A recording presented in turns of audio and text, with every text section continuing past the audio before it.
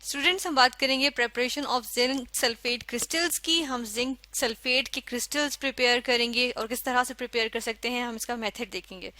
Zinc sulphate का हम formula देख लेते हैं कि जिंक सल्फेट का केमिकल फार्मूला क्या होता है। जिंक के लिए होता है Zn, ठीक है, Zn ये आ गया, और सल्फेट होता है SO4, ठीक है। ये होता है हमारे पास जिंक सल्फेट, और ये क्या है, ये जो है वो हमें पता है कि ये एक सॉल्युबल सॉल्ट है, ठीक है।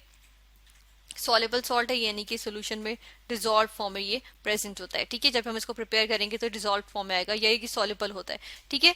तो हम इसके क्रिस्टल्स प्रिपेयर करेंगे। ये जो वाटर है डिजॉल्व कर लेते हैं, वाटर में सॉल्युबल हो जाता है, ठीक है। इसीलिए जब ये वाटर इसके अंदर वाटर के मॉलिक्यूल्स ट्रैप हो जाएं तो हम देखते हैं कि एक क्रिस्टल जो इसका होता है, या हम कहते हैं कि जो इसका यूनिट होगा, ठीक है, इसके साथ क्या होता है, इसके साथ 7 वाटर मॉलिक्यूल्स जो है वो अटैच होते हैं। इसके एक क्रिस्टल के अंदर जितने भी इसके जिंक सल्फेट के यूनिट्स होंगे उसके साथ 7 जो है वो वाटर मॉलिक्यूल्स अटैच्ड होंगे, जिनको हम कहेंगे वाटर ऑफ क्रिस्टलाइजेशन। और 7 होते हैं, इसलिए इसको हम फॉर्मूला फिर हम एक्वस फॉर्म में इसका फॉर्मूला लिखते हैं ZnSO4, ठीक है, डॉट 7 H2O, ठीक है। ये हमारे पास तरीका होता है जिस तरह से हम करते हैं, और इसको हम कहेंगे जिंक सल्फेट हेप्टाहाइड्रेट, ठीक है।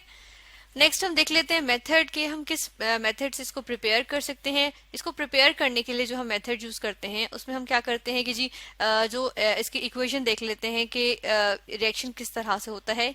कि हम जिंक लेते हैं, ठीक है, समटाइम्स हम जिंक ऑक्साइड भी ले सकते हैं, समटाइम्स हम जिंक कार्बोनेट भी ले सकते हैं। लाइक जिंक कार्बोनेट जो है वो क्या होगा, ZnCO3, ठीक है। इससे भी हम प्रिपरेशन स्टार्ट कर सकते हैं, ये भी सॉलिड फॉर्म में हो सकता है, या फिर हम कह सकते हैं कि हम क्या लेते हैं, हम जो है वो जिंक ऑक्साइड भी ले सकते हैं, ZnO, ठीक है, सॉलिड फॉर्म में। तो इससे भी जो है वो हम प्रेपरेशन स्टार्ट कर सकते हैं, ठीक है। लेकिन फिलहाल हम यहाँ पर जो है वो जिंक से स्टार्ट ले रहे हैं। हम जिंक मेटल ली हमने, ठीक है, सॉलिड पीस उसका लिया, और क्या किया, कंसंट्रेटेड सल्फ्यूरिक एसिड या हमने जो सल्फ्यूरिक एसिड था वो हमने लिया, ठीक है, एक्वस फॉर्म में होता है इसका सोल्यूशन, ठीक है। तो ये हमने लिया और इसका जो है वो हमने क्या किया, हमने इसका रिएक्शन करवा दिया, ठीक है। इसका जो है वो इन दोनों का आपस में रिएक्शन होगा। रिएक्शन के नतीजे में क्या होता है, हमारे पास जो है वो प्रोडक्ट्स जो आती हैं, हम कहते हैं कि जी हमारे पास एक सॉल्ट बन जाता है ZnSO4, zinc sulphate. Zinc sulphate हमारे पास सॉल्ट आ गया, एक्वस फॉर्म में होगा क्योंकि सॉल्युबल सॉल्ट है, ठीक है। और फिर दूसरी चीज जो हमारे पास यहाँ पर आएगी वो क्या होती है, वो भी हम देख लेते हैं। हमारे पास हाइड्रोजन गैस जो है वो लिबरेट हो जाती है, ठीक है। ये हाइड्रोजन गैस है जो कि लिबरेट हो गई, ठीक है। तो ये रिएक्शन होता है, ये प्रिंसिपल रिएक्शन है जो होता है, और इसके अकॉर्डिंग हम देखते हैं कि फिर हम लैब में हम क्या प्रोसीजर अपनाते हैं। लैब में हम क्या करते हैं कि हम हम एक बीकर लेते हैं, ठीक है, और उसके अंदर जो है वो जिंक डालते हैं, और फिर उसके अंदर जो है वो सल्फ्यूरिक एसिड डाल देते हैं, जिस तरह से, बिल्कुल इसी तरह जिस तरह यहाँ पे हमें जो है वो ये नजर आ रही है, ठीक है, फिगर। इसमें क्या हो रहा है कि हमने क्या किया कि बीकर लिया, उसमें हमने यहाँ पर जो है वो जिंक डाल दिया थोड़ा सा, ठीक है, और उसके बाद सल्फ्यूरिक एसिड डाल दिया। तो उसके बाद क्या होता है जी, हमारे पास रिएक्शन हो जाता है, ठीक है। ये लेट सपोज ये हमारे पास जिंक है नीचे, ठीक है, हमने जो है वो जिंक डाल दिया और रिएक्शन हुआ उसके अंदर जिंक और सल्फ्यूरिक एसिड का, और जिंक सल्फेट बन गया, और जो है वो हाइड्रोजन गैस जो है वो लिबरेट होगी, ठीक है। अब इसके अंदर जो हमें नजर आ रहा है यहाँ पे सिंपल सोल्यूशन नजर आ रहा है, तो ये किस चीज का सोल्यूशन है, जिंक सल्फेट का। और जो हाइड्रोजन गैस है वो क्या हो गई है, वो तो लिबरेट हो गई, ठीक है। इसमें से क्या चीज निकल गई, इसमें से जो है वो हाइड्रोजन गैस जो है वो निकल गई है, ठीक है।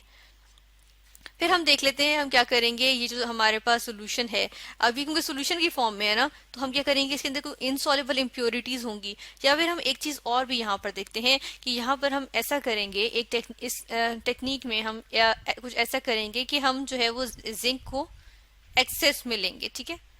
जब हम जिंक बहुत सारा लेंगे तो उससे ये होगा कि जब एट द एंड हमारे पास रिएक्शन हो जाएगा, तो जिंक क्योंकि एक्सेस में है, और इसका मतलब है सल्फ्यूरिक एसिड क्या है, लिमिटिंग लिमिटेड अमाउंट में, ठीक है। जो चीज लिमिटेड अमाउंट में होगी डेफिनेटली वो पहले खत्म हो जाएगी, ठीक है। अब क्योंकि हमारे पास सॉल्ट, इसकी वजह यह है कि इसकी लॉजिक ये है कि सॉल्ट भी क्योंकि एक्वस फॉर्म में आ रहा है, ठीक है, इनसॉल्युबल सॉल्ट है तो एक्वस फॉर्म में आ रहा है, ठीक है, सोल्यूशन फॉर्म में है।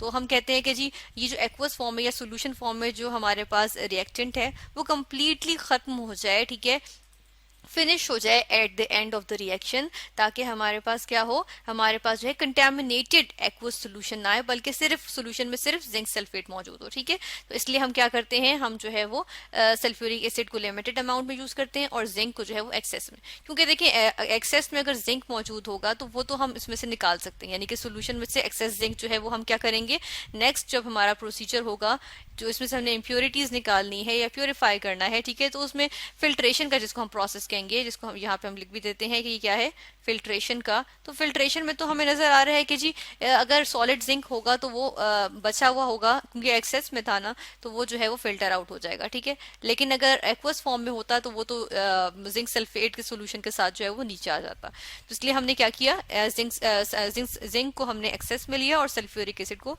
लिमिटेड अमाउंट में। अब यहाँ पर हमारे पास क्या है, जिंक सल्फेट का सोल्यूशन है। ठीक है, फिर हम देख लेते हैं अब यहाँ पर क्या था, यहाँ पर भी हम देख लेते हैं कि क्या चीज थी, इधर क्या मौजूद था, इधर हम इंडिकेट करते हैं कि ये हमारे पास था जिंक सल्फेट। ठीक है, ZnSO4 प्लस क्या था, जिंक मौजूद था। ठीक है, थोड़ा बहुत जो कि अनरिएक्टेड मौजूद रह गया था, उसको हमने यहाँ पर ये फिल्टर पेपर में, यहाँ पर जो है ये जिंक यहाँ पर आ गया, फिल्टर आउट हो गया। ठीक है, अब प्योर हमारे पास यहाँ जिंक सल्फेट मौजूद है। ठीक है, इस तरह से ये हमारे पास आ गया। नेक्स्ट हम क्या करते हैं, नेक्स्ट हम जो है वो इसको एवेपोरेट करते हैं। ठीक है, नेक्स्ट जो हमारे पास इसका स्टेप आता है उसको क्या कहते हैं कि हम जो है वो एवेपोरेट करते हैं। एवेपोरेट एवेपोरेट करने के लिए यूजुअली हम क्या तरीका अपनाते हैं, हम जो है क्या करते हैं कि इसको जो हमारे पास यहाँ पे हम इसको ड्रॉ करके देखते हैं कि जो ये हमारे पास मौजूद है फ्लास्क। ठीक है, अब इस फ्लास्क को हम क्या करेंगे, इसको हम जो है वो वायर गॉज पे रखेंगे। ठीक है, यहाँ पर हमने इसको जो है वो एक वायर गॉज पे रखा।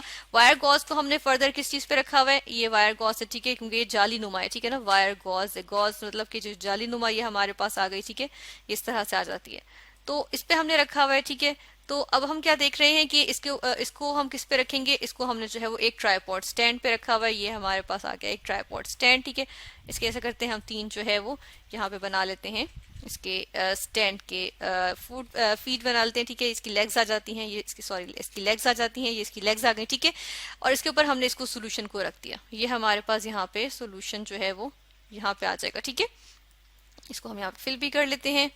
तो ये क्या चीज है, ये जो है वो हमारा जिंक सल्फेट का सोल्यूशन है। अब ये जो सोल्यूशन है इसको हमने वायर गॉज रखी, ट्राईपॉड स्टैंड पे वायर गॉज रखी है। ठीक है, और उसके बाद फिर हमने क्या रखा है, उसके ऊपर हमने जो है वो अपना सोल्यूशन रखा है। अब सोल्यूशन को क्या है, हल्का हल्का सा हम हीट करेंगे। ठीक है, बिल्कुल हल्का सा हीट करेंगे इसको, यहाँ से हमने जो है वो हीट दी है, ये हमने हीट दे रहे हैं। ठीक है, तो हीट देने से क्या होगा कि ये इवेपोरेट होगा। ठीक है, हम इसको क्या कर रहे हैं, इवेपोरेट कर रहे हैं।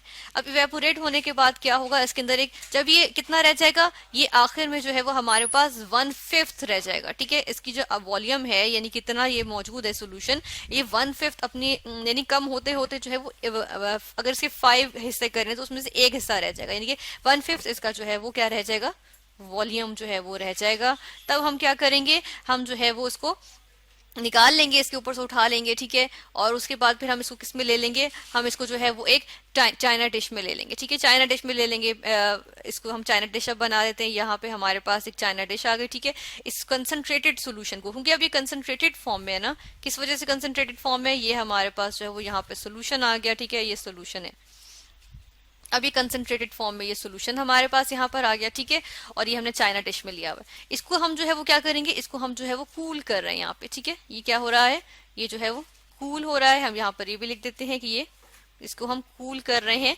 ठीक है, अब कूल करेंगे कब तक, अंटिल ये क्रिस्टलाइज हो जाए। ठीक है, अंटिल क्रिस्टलाइज्ड हम लिखते हैं, अंटिल क्रिस्टलाइज्ड, यानी कि कूल होता जाएगा तो उससे क्या होगा कि आखिर में हमारे पास क्या चीज रह जाएगी, आखिर में हमारे पास ये जो कूलिंग के बाद ये जो इसका जो सोल्यूशन है ये सारे का सारा उड़ जाएगा। ठीक है, इसमें से वाटर जो है वो रिमूव हो जाएगा, जो ज्यादा एक्सेस में जो वाटर मौजूद है। ठीक है, और इसमें क्या रह जाएगी चीज, इसमें जो है वो यहाँ पर जो है वो सॉल्ट लगा रह जाएगा। ठीक है, सॉल्ट लगा रह जाएगा। किस तरह का सॉल्ट होता है, हम सॉल्ट एक्चुअली देख लेते हैं कि जिंक सल्फेट का सॉल्ट किस तरह का होता है। इस तरह का हमारे पास सॉल्ट होता है, ठीक है। तो आखिर में हमारे पास इस तरह से डिश में लगा रह जाएगा और वो हम उसको निकाल लेंगे, ठीक है। तो वो हमारे पास क्या आ जाएंगे, क्रिस्टल्स आ जाएंगे, किसके, जिंक सल्फेट हेप्टाहाइड्रेट के, क्योंकि उसके अंदर वाटर कंप्लीटली रिमूव नहीं हुआ होता।